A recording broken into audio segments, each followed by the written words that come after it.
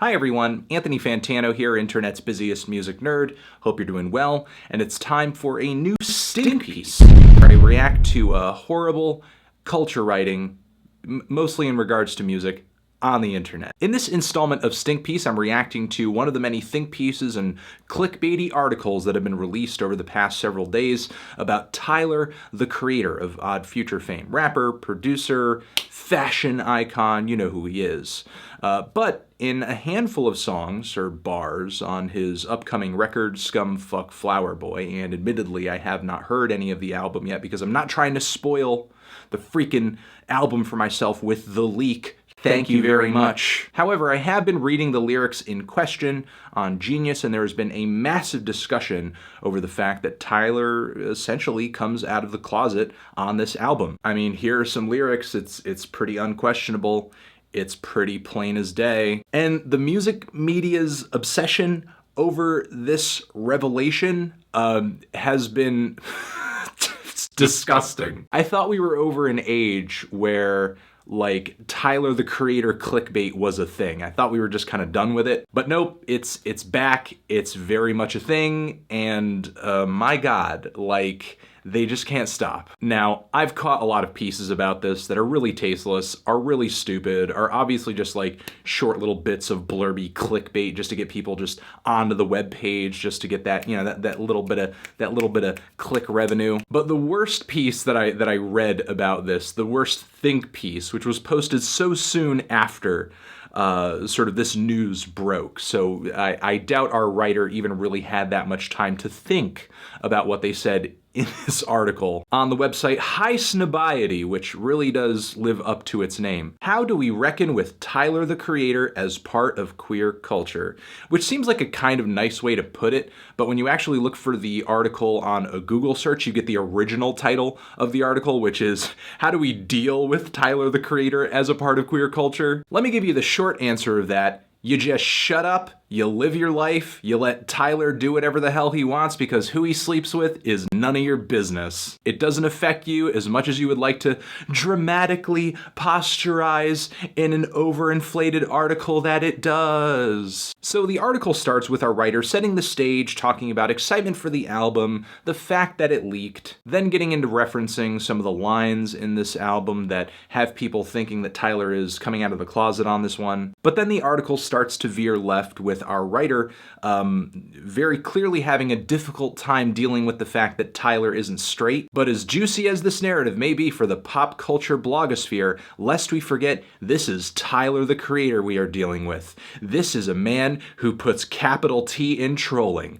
a man who created 3 seasons of a Jackass-esque comedy show for Adult Swim, and a man who has made it abundantly clear in his lyrical content that his words should not be taken at face value. Sure, maybe Tyler has trolled a lot of people over the years with his social media, with his music. He's obviously poked at a lot of artists who don't like him, a lot of music journalists who don't like him, but there's actually quite a bit of sincerity in his music about his personal life and his personal views on the world. I mean, I'm not even a Tyler the Creator fan, and I can very easily tell when he's being serious and when he's not. So why our writer here would even theorize that what Tyler is saying here is just him like bullshitting you, it's just him lying to you, I don't know. Maybe because our writer would just like for it not to be true at all. But also, I don't get this insinuation attached to the Loiter Squad show on Adult Swim, like people who are LGBTQ are just like this mental monolith and no way could they be involved in such a show. We are not here to hunt for evidence proving Tyler is this sexuality or that sexuality,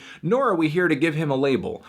Sure, but you certainly will question what he has put out there as his sexuality and try to delegitimize what he said. If Tyler the Creator is well and truly coming out of the closet, it would make him among the most problematic, controversial, and downright subversive figures in queer culture today. Which is a pretty bold statement to make considering that we just had Milo Yiannopoulos touring around the country, beating the drum for Trump. You're just putting Tyler at the top of this problematic pile because he said a bunch of shit that offended you. Our writer here then goes on to quote some of Tyler's early work on like Bastard and Goblin, where obviously the dude was an edgy teenager teenager. And not that I'm trying to give Tyler's behavior or writing here a pass. I myself have been critical of it in my reviews of some of those releases. But the cognitive dissonance that our writer is suffering from in this article is just mind-boggling. He just cannot come to terms with, like, how can somebody who's just come out of the closet have said these things? He's just so problematic. It's like Tyler's whole artistic direction and message and vision is just lost on him. Like, just look at the title of his upcoming record, Scum Fuck Flower Boy. Our writer saw fit to highlight the fact that the phrase flower boy is in the record. That phrase is Tyler self-referencing his own sexuality. Yes. But the words scum fuck are also in the title. He's clearly creating a contrast and a juxtaposition there with those two visuals. He's essentially admitting that he's a conundrum, but nevertheless, like, it's a conundrum that exists. It's real. It be. And there's no amount of whining or moaning or clickbaiting that could make it less real or legitimate. Our writer then goes on to tell us how many times Tyler used the homophobic slur fag or faggot on his album Goblin, like 200 times, not that I really needed to know. Which again, I don't understand. Now that Tyler has essentially come out of the closet, doesn't it kind of put his usage of that word in a slightly different context? And yet, for all the utterly horrid epithets Tyler hurls, he continually managed to show support for a community he simultaneously belittles, yet our writer is really yet to bring up an instance where Tyler actively seeks to belittle the LGBTQ community. Like, yes, he has said some edgy things that offended you that are not nice. It's not polite conversation. It's going to hurt feelings. It's going to get people clutching their pearls, which our writer was doing so hard in this article. I'm surprised he can get his hands down on the keyboard to type this thing. Must have been like a voice dictation app he was using. Our writer seems blissfully unaware of just how ridiculous it is to be overanalyzing Tyler's sexuality,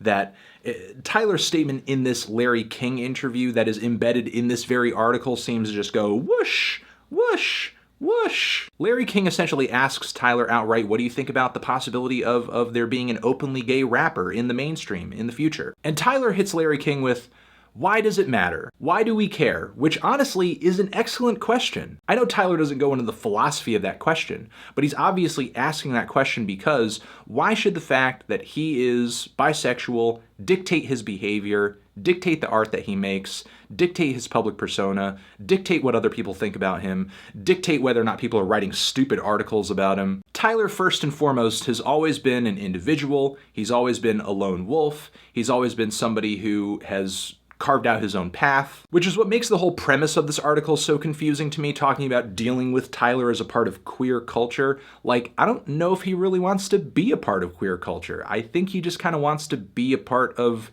his own thing. He just wants to be himself. For whatever reason, this is not painfully obvious to our writer, who is more concerned with enlisting him into the LGBTQ ranks like it was some kind of military or standing army. Which, how is this not a destructive attitude? How is this not added pressure to people who would like to come out of the closet and just live normal, healthy, constructive lives? Because yes, not only are people who want to come out of the closet dealing with the potential backlash of people who wouldn't be open to their sexuality, who may be homophobic, transphobic, what have you, but also you're dealing with people like our writer here who are also putting additional pressure onto these people who are in the closet, because not only do you have to live with the fear of people potentially hating you because of your sexuality, but you also have to live with the fear that you're not living up to the standards of people in the community like our writer who are sort of judging. You have to act like this. You can't say that. You have to have this opinion. You can't be acting like this. And I think that's what makes this struggle so difficult for our writer here, because Tyler clearly doesn't want any part of this. He wants to be himself. He wants to be doing his own thing. And now we have arrived at our current position, one where a suggestively titled album called Flower Boy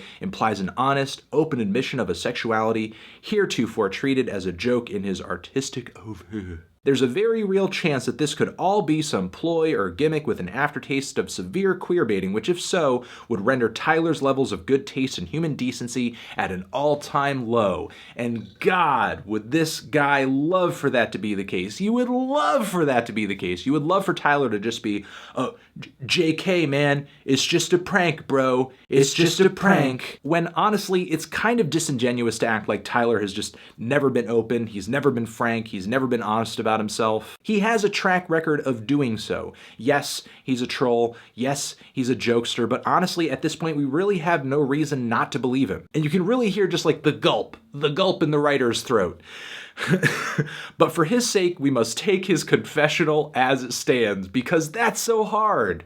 That's so hard for you. Tyler's entire fan base and persona are built from a place of willful misunderstanding of the queer community, and attempting to bridge such opposing viewpoints is a commendably brave endeavor. I get that our writer is trying to give Tyler props here for coming out in a culture, in a genre, in a community that isn't necessarily accepting of people who aren't straight.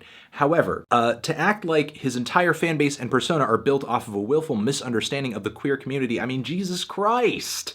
Like, that's what it's all built off of? That's the foundation of it? Please. Without Tyler, you wouldn't have Odd Future. Without Odd Future, you wouldn't even have Frank Ocean. Come on. And need I mention Sid the Kid? Sid the Kid? Anti-queer is not the Odd Future brand, nor is it the Tyler the Creator brand. On the other hand, what kind of message does that send to our questioning queer youth that a role model can emerge from a man who will trash, tarnish, and humiliate theirs and other oppressed communities in service of a joke? I mean, I think the message that it sends is that each person is an individual, and you know, doesn't really matter if they're straight, if they're homosexual, or what have you. Like, you can be on either side of that fence and make bad decisions and say offensive things and hurt feelings and be a shitty person. And honestly, I feel like you're putting a little bit too much emphasis on jokes here. If jokes are the most damning evidence you're bringing to the table in this trial, I gotta tell you, there's not a jury in the world that would put Tyler to death. If Tyler was such a hindrance to the queer community that he was actually setting it back, our writer would have cited at least several examples of that happening in this article, but he doesn't because he can't. And honestly, I feel like our writer just spends too much time trying to paint Tyler's actions as some kind of like major public setback to the LGBTQ community, when in fact, I mean, all he's ever done is just be an obnoxious asshole, who honestly would not be at the level of popularity that he is today had the music journalism community just not fed the beast so hard and fed into the controversy so hard, because they needed that clickbait. They had to get that clickbait. So if all of these writers think Tyler's truly a monster, you're only dealing with a beast that you created. So, I mean, have fun. Personally, you know, if Tyler is coming out of the closet on this one, I'm pretty proud of him. You know, good for him. Good on him. I'm excited to listen to Scumfuck Flower Boy. You know, the singles from the record have been really good. So I'm really excited to hear what he does artistically around the corner. But I'm also excited to see him, you know, now that he has come out of the closet, continue to just be himself. Don't give in to this pressure to, okay, now that you've come out of the closet, you've got to say this, you've got to think this, you've got to be this. I want to see Tyler continue to just do him and be him without worrying about or giving a fuck about what other people think about what he should be, because he's just come out of the closet now. However, I don't think I have to worry too much about that. But all right, what did you guys think of this think piece? Let me know. What did you guys think of this stink piece? Let me know. Hit me up in the comments, and I will catch you guys in the next video. You're the best. Love ya. Transition. Thank you for watching. You're the best. There is another Tyler the Creator video that I have shot and recorded and put up on this channel right next to my head that you should click on. Check out that video. Watch another video. Keep chilling with your melon. And you can also click on the subscribe to the channel link as well. And that's it. Have a good one. Forever.